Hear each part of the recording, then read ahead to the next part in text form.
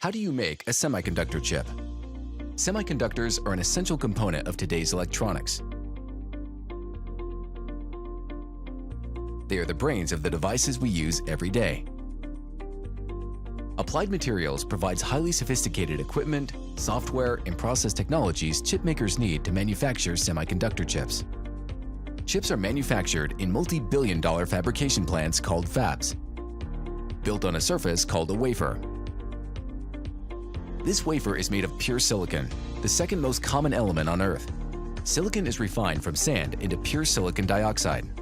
The silicon dioxide is then melted to yield silicon, which is then pulled to form a cylinder called a crystal ingot.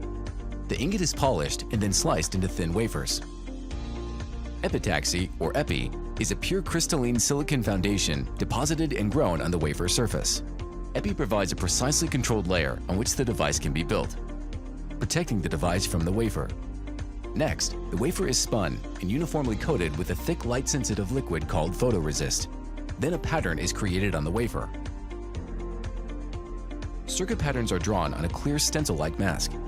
These patterns are transferred to the photoresist using ultraviolet light. Materials in unexposed areas are etched away, leaving a 3D circuit pattern on the wafer. These steps repeat multiple times and require precise measurement. Now it is time to build the transistors on the wafer surface. The transistor is the fundamental building block of electronics. It is a switch or gate that controls the flow of electricity. Advanced chips can contain as many as 15 billion transistors. Switching a gate open allows current to flow through a channel from a source to a drain. Etch and deposition steps form the transistor. Ion implantation and thermal steps improve transistor speed by modifying the silicon to conduct current faster. Wires connect multiple transistors to one another and route electronic signals in and out of the chip.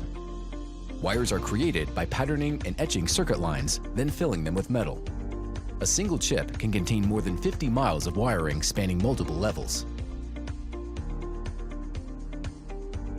Individual steps are monitored and controlled in the manufacturing sequence to verify the target properties are met. By the time the wafer is finished being processed, the wafer surface is covered with multiple semiconductors. The wafer is cut into individual semiconductor chips. The final step is packaging.